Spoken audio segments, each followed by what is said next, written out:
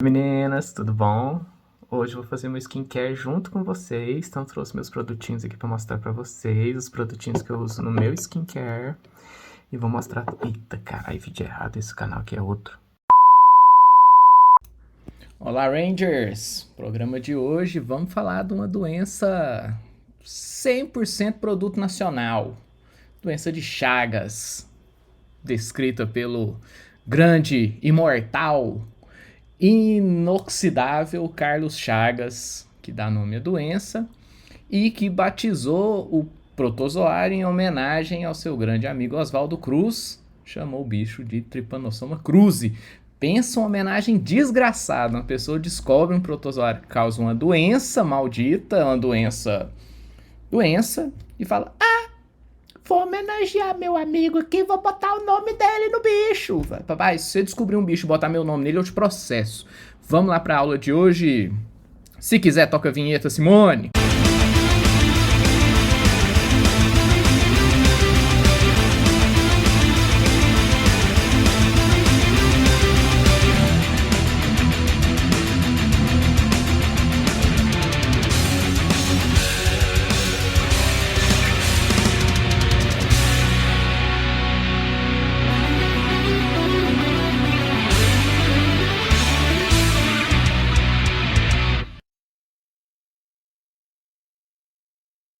Então vamos lá para mais uma aula.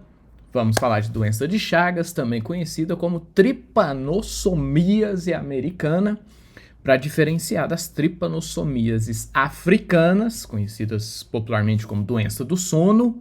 E eu vou te dar um segundo para você falar, eu tô com essa doença, talvez. Não, você não está com doença do sono.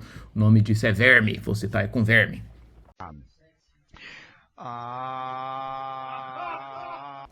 Essa preguiça aí, tira essa preguiça do seu corpo.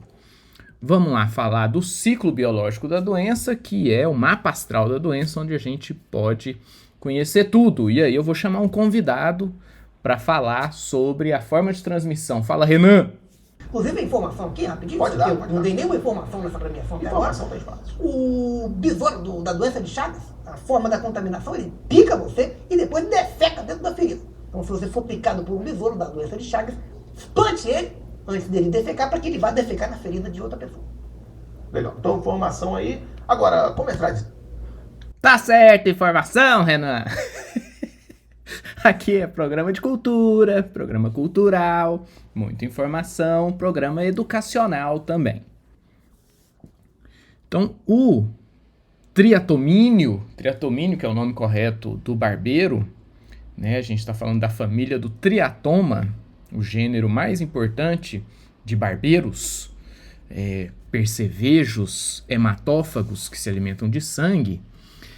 Ao se alimentar do sangue do sujeito ou do animal, o reservatório do protozoário, realmente ele defeca.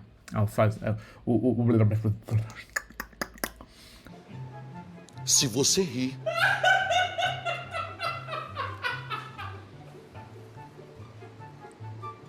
O trato intestinal dele é muito curtinho, estômago, intestino dele é muito curtinho, então quando ele começa a se alimentar, isso enche, empurra o bolo fecal e ele faz cocô. Inevitavelmente ele faz cocô.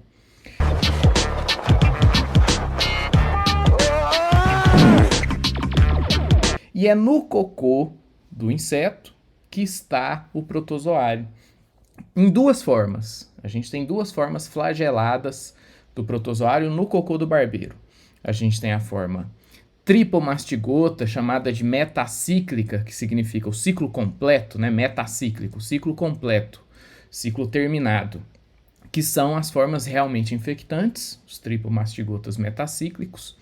E a gente ainda tem alguns epimastigotas. Os epimastigotas são as formas de reprodução, são essas aqui que estão se reproduzindo no intestino do inseto. E aí, às vezes, como o trânsito intestinal é muito rápido, muitos desses não finalizam a sua transformação em tripomastigotas. Então, a gente tem no cocôzinho do barbeiro tanto tripomastigotas quanto epimastigotas. Só que os tripomastigotas, eles têm mecanismos para driblar a resposta imune inata do hospedeiro. Então, quando eles são inoculados aqui no cidadão, eles conseguem resistir a essa resposta imune, especialmente o sistema complemento, macrófagos residentes na pele, eles conseguem driblar esses elementos da resposta imune e sobrevivem, persistem na infecção. Os epimastigotas não conseguem fazer isso. Eles não têm esses mecanismos de evasão à resposta imune. Então, eles acabam dançando na história, certo? Então, assim que eles são inoculados, os epimastigotas vão morrer, os tripomastigotas vão perseverar no sangue. A gente encontra essas formas parasitárias no sangue. Então, aqui no ciclo, eu já estou visualizando uma forma de diagnóstico dessa infecção no seu momento assim, recente, né? Na infecção jovem, infecção recente. Eu vou encontrar esses parasitas circulando no sangue do hospedeiro. Como eu te falei, os mecanismos de evasão do tripomastigotas são contra mecanismos da resposta imune inata. Leva um tempinho para o meu organismo desenvolver uma resposta adaptativa. Enquanto eu não monto essa resposta adaptativa, o bicho fica livre, leve, solto, passeando no meu sangue. Quando eu começo a montar anticorpos, começo a produzir células T específicas contra ele, aí já fica um ambiente difícil de sobreviver. Ele fala, vou me esconder. E aí ele começa a se esconder no interior de células. Então é uma outra fintada humilhante que ele dá na resposta imune. Quando ele começa a ser percebido pela resposta imune, ele esconde no interior de células e ali também ele fica escondidinho. E aí eu preciso de um outro mecanismo. A resposta imune precisa mudar toda a estratégia dela, que antes era de produção de anticorpos, passa a ser de resposta mediada por células TCD8. E aí também isso leva um tempo. No interior das células, o bicho não precisa do flagelo mais, ele não vai sair dançando no interior da célula. Então ele perde o flagelo. Aqui dentro, então, ele é chamado de amastigota. A significa sem, né, igual aluno, sem luz. Amastigota, sem flagelo. Aqui dentro, então, ele não tem o flagelo e essa é a forma de multiplicação no hospedeiro vertebrado. O amastigota multiplica. Dentro da célula, a célula vai ficando inchada, grande, plou, explode. Ao romper, ele libera formas tripomastigotas novamente. Quando a gente olha na microscopia, a gente vê os amastigotas redondinhos e alguns já um pouquinho mais piriformes, um pouquinho mais alongados, que são aqueles amastigotas que já estão se convertendo em tripomastigotas. Então, quando eles saem, ele sabe que ele vai precisar do flagelo novamente para correr atrás de uma nova célula, infectar uma nova célula, e aí esse ciclo, a gente vê que a setinha se perpetua, né? Até que um barbeirinho se alimenta de sangue, come ali um macrófago contendo o tripomastigota, ou na fase aguda aqui, que o bicho está livre no sangue, ele se alimenta desses tripomastigotas livres no sangue, ocorre essa conversão em EP, só no intestino do inseto, e aí a gente tem esse ciclo no hospedeiro invertebrado, né, o chamado vetor da doença. Maravilha! Vamos falar um pouquinho desse vetor da doença, que é o vulgo popular barbeiro, mas o nome da família é dada por esse gênero aqui, o Triatoma. Então a gente tem a família dos triatomíneos. Esses três gêneros aqui se destacam, né? O gênero Triatoma, o mais importante, é o que dá nome à família.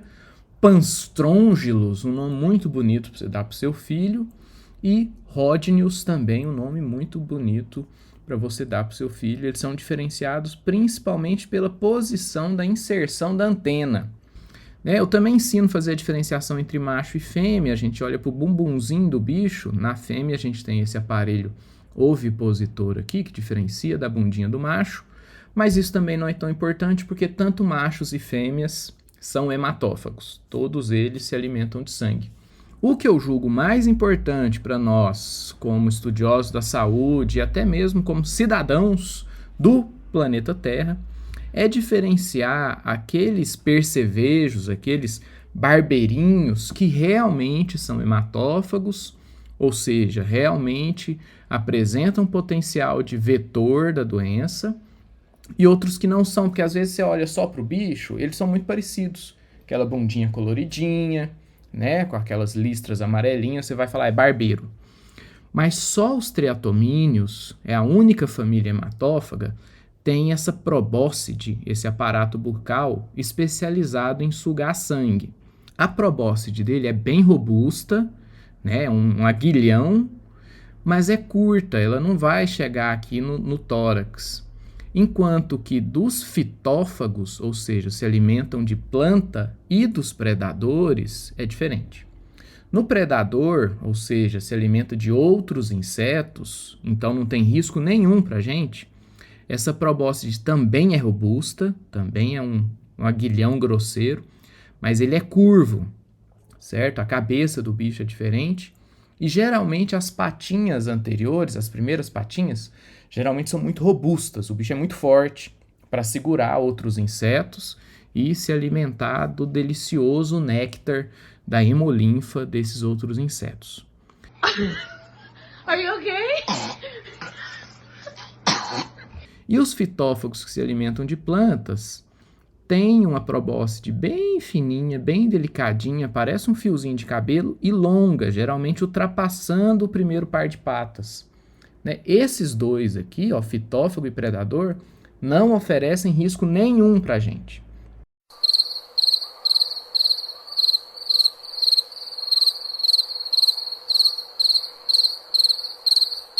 Com relação ao diagnóstico da doença de Chagas, e aí eu queria falar especialmente na fase aguda, em que a gente visualiza o protozoário no sangue, vocês estão vendo aqui um esfregaço de sangue, as hemácias aqui em volta, e o parasita aqui passeando livremente no espaço extracelular entre as hemácias. O que eu estou vendo? Ele tem essa estrutura, parece um olhinho, e de cá o rabinho. Esse olhinho é o cinetoplasto.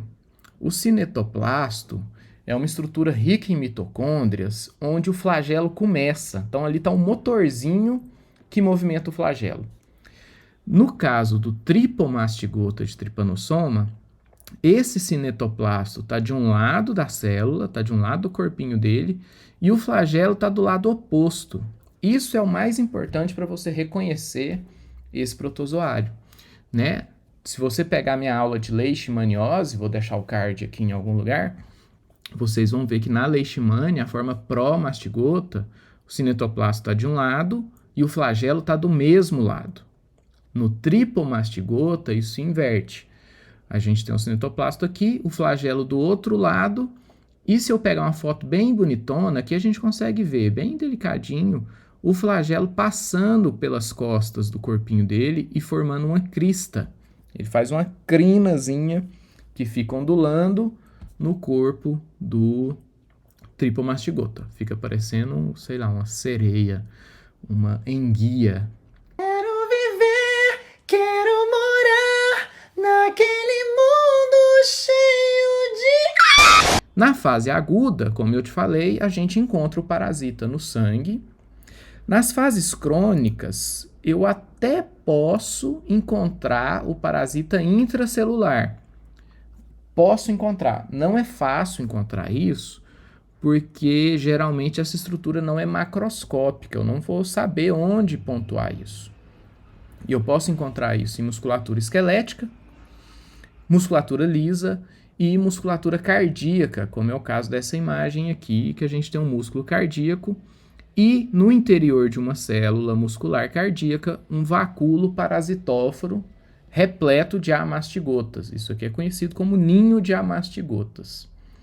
Né? Em casos crônicos muito antigos, pode ser que eu nem visualize isso aqui mais. O parasita desaparece completamente, ele é erradicado, mas o dano tecidual persiste porque essas células continuam expressando antígenos do parasita e a resposta imune continua atacando. Certo? Então, na fase crônica, o mais habitual é se diagnosticar baseado na sorologia, nos achados imunológicos da presença do parasita. Mas geralmente é feito pelos achados do estrago que o parasita faz no corpo, seja pelo eletrocardiograma. O eletrocardiograma da doença de Chagas na sua forma cardíaca é muito característico. E nas formas digestivas, a gente tem os chamados mega esôfago, como a gente está vendo aqui nesse raio-x, os mega cólon, que acontece no intestino grosso, né? Então, o diagnóstico por imagem é mais habitual, certo? Então, na fase crônica, geralmente a gente não vai procurar o parasita, a gente vai procurar sinais da presença dele. Então, quer saber mais sobre doença de Chagas? A gente tem um protocolo clínico, né, o Conitec de 2018, que traz atualizações sobre o tratamento, especialmente da forma crônica. Então, recomendo para você que está na clínica já, né, você que já saiu do ciclo básico e quer ver tratamento de doença de Chagas, recomendo que você vá dar uma olhadinha no Conitec de 2018. Né, lembrando que se a base é sólida, quem define o topo é você. E a gente chegou no fim dessa aula. Se você aguentou esse vídeo até aqui, não deixe de clicar no like e se inscrever no nosso canal para você ficar por dentro de todos os lançamentos. Não vai perder nada, meu querido. Paz e pix para todo mundo.